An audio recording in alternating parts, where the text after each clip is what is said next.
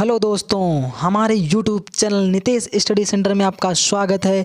यहाँ पर मैं बहुत ही दिन बाद यहाँ पर वीडियो बनाने जा रहा हूँ, क्योंकि अभी तक मैं शायद कुछ कारणों की वजह से नहीं बना पा रहा था। और अगर मैं बात करूँ, आज मैं यहाँ पर टॉपिक लेकर आया हूँ मॉडल प्रश्न पत्र।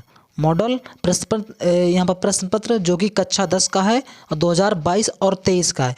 और ये मॉडल प्रश्न पत्र मैंने यहाँ पर उत्तर प्रदेश की साइड से यहाँ पर निकाला हुआ है। यूपी एमएसपी मैं अगर आप लोग कहते हैं तो यहाँ पर मैं आपको बता दूंगा कि यहाँ से आपको निकालना है, तो उसके लिए आप कमेंट कर दीजिएगा, तो मैं उसके लिए अलग वीडियो बना दूंगा। ठीक, ये कक्षा 10 का है और यहाँ पर आपका पूरा पैटर्न जो पैटर्न है ये आपका पूरा चेंज हो चुका, आपको पता होगा क्योंकि आप लोगों ने हाफ ईयरली एग्ज़ाम दिए होंगे। ठीक, हम सीधा अब आपको बोर्ड एग्ज़ाम को टारगेट कर रहे हैं, तो इसी के साथ स्टार्ट करते हैं इस वीडियो को।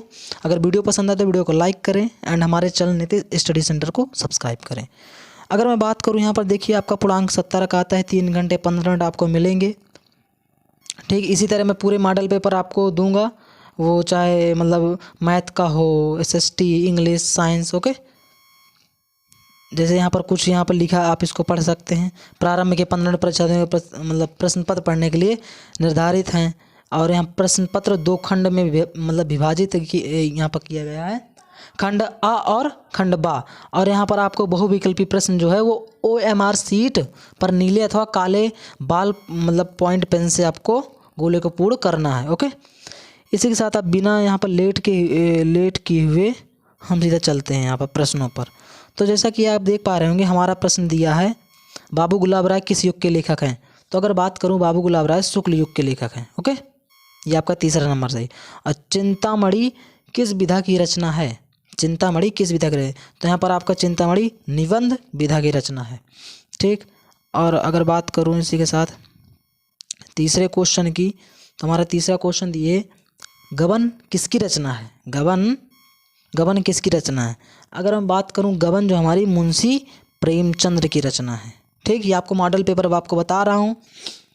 ठीक, इसी के साथ अगर बात करूं, चौथा क्वेश्चन हमको दिया जैसा कि शुक्ल युग की समयावधि है। शुक्ल युग की समयावधि है, तो शुक्ल युग की जो समयावधि थी वो थी 1938 से 1947 तक।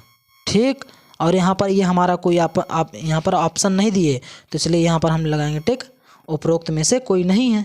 ठीक, और इसके बाद जैसा कि बात करूं मैं, पांचवा क्वेश्चन हमको दिए है, हमको पांचवा क्वेश्चन यहाँ पर दिए प्रिय प्रवास किस युग की रचना है? प्रिय प्रवास किस युग की रचना है? तो अगर मैं बात करूं, प्रिय प्रवास जो हमारी है द्विवेदी युग की रचना है। ठीक, इसी के साथ अगले क्वेश्चन यहाँ पर आपको 20 बहुविकल्पी यहाँ पर आपको शुरू में मिलेंगे बहुविकल्पी प्रश्न। इस बार आपका चेंज हुआ है पैटर्न। ठीक, इसी के साथ अगर मधुशाला की बात की जाए, मधुशाला किसकी रचना है? तो मधुशाला जो हमारी रचना है वो है हरिवंश राय बच्चन जी की। ठीक, भारत भारती किसकी रचना है? भारत भारती जो हमारी है मैथिली शरण गुप्त की। ओके, इसी के साथ आधुनिक काल कब से कब तक, ये आपको कमेंट में बताना है। ठीक, इसको आपको कमेंट बताना है कि इसका क्वेश्चन नंबर 9 का कौन सा सही। ठीक, मतीराम किस युग के कवि हैं? तो ये हमारा चौथा आंसर सही है, रीतिकाल के हैं। ठीक, और इसके बाद ये देखिए हास रस का स्थायी भाव क्या होता है? हास रस का होता है हास होता है।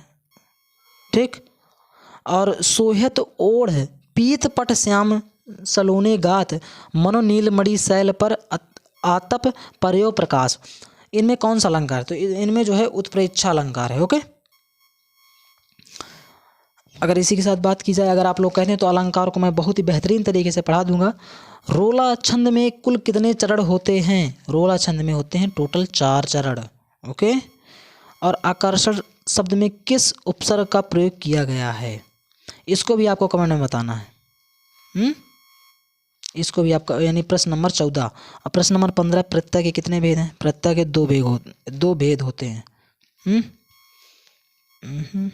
इसके साथ अगर बात की जाए, क्वेश्चन नंबर 16 हमारा कह रहा है पीताम्बर में कौन सा समास है? पीताम्बर बहुब्रीहि समास। ठीक, और यहाँ पर जैसा कि आशु का तत्सम रूप, ये भी आपको कमेंट में बताना है। ये भी आपको कमेंट में बताना है। क्वेश्चन नंबर 17, यड़ संधि का सूत्र क्या है? तो यड़ संधि का सूत्र ये है, इकोयड़ची। फलस शब्द का यहाँ पर वचन विभक्ति बताना है, तो फलस शब्द का जो वचन विभक्ति है वो षष्ठी विभक्ति एवं एक वचन है। और अपठत धातु का वचन एवं पुरुष है, तो इसमें अगर बात की जाए इसमें प्रथम पुरुष एंड एक वचन। और इसी के साथ अब यहाँ पर देखिए, यहाँ पर पहले जो थे वो पूर्णांक 20 था, ठीक। टोटल आपको 70 आता है, तो यहाँ पर बचा पूर्णांक 50। तो पूर्णांक 50 में खंड बा में हमको अब सीधा लिखना है कापियों में। जैसे यहाँ पर देखिए, निम्नलिखित गद्यांश पर आधारित 3 प्रश्नों का उत्तर दीजिए। आपको इसके लिए 6 नंबर आपको मिलेंगे। ये देखिए, अगर मैं बात करूँ सीधा, यहाँ पर आपको जैसे उपयुक्त गद्यांश का संदर्भ लिखना है, आप इसको पढ़कर आप इसको लिख लीजिएगा। तो आपको दिखा रहा हूँ कि ये क्वेश्चन आपका आता है।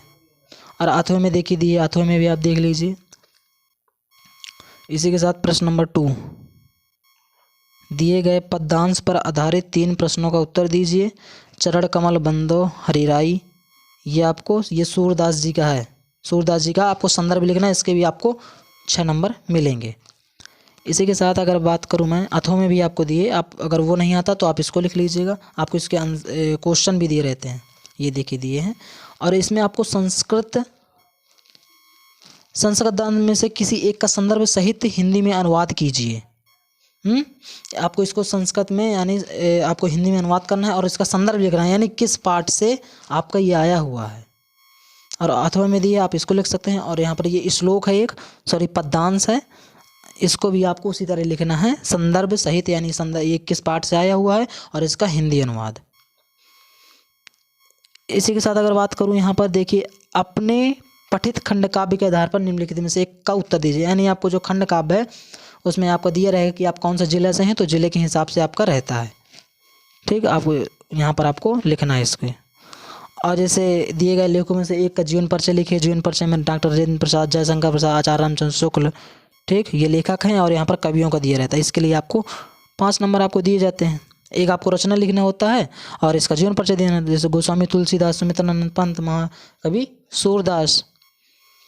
इसके साथ आपको यहाँ पर देखिए क्या लिखा क्वेश्चन, अपनी पाठ्य पुस्तक में से कंठस्थ कोई एक श्लोक लिखिए जो इस प्रश्न पत्र में ना आया, यानी जो इस प्रश्न पत्र में ना आया हो, आपको एक श्लोक लिखना है। आप मतलब अपनी पाठ्य पुस्तक से ही। निम्नलिखित में किन्हीं 2 प्रश्नों का उत्तर संस्कृत में लिखिए, ठीक। ये आपको संस्कृत के क्वेश्चन आंसर है, उनको आपको याद करके लिखना पड़ेगा इधर। और यहाँ पर आपको निबंध लिखना है, निम्नलिखित में से किसी एक विषय पर निबंध लिखिए। देखिए निबंध यहाँ पर आपका 9 नंबर का आ रहा है, 9 नंबर का आ रहा है, जो कि आपको ऑप्शन 4 दिए हैं, ठीक। और इसी के साथ आपका पेपर होता हुआ समाप्त, ठीक। अगर मैं बात करूँ यहाँ पर आपके पेपर की, यहाँ पर आपको, अगर आपको ये वीडियो पसंद आया हो तो हमारे वीडियो को लाइक करें और हमारे चैनल नितेश स्टडी सेंटर को सब्सक्राइब कर लीजिए, क्योंकि आपको इस तरह के वीडियो यहाँ पर मिलते रहेंगे, ठीक। और इसी के साथ मैं मॉडल पेपर अभी और अपलोड करूँगा। और अगर आप लोग कमेंट करते हैं कि नहीं, आप मतलब ये बताइए कि ये कहाँ से आपने निकाला है, तो आपको भी मैं बता दूंगा और सीधा लिंक दे दूंगा, तो वहाँ से डाउनलोड कर लीजिएगा। ओके, इसी के साथ चलते हैं। इस वीडियो में फ़िलहाल इतना ही, बाकी अगले वीडियो में।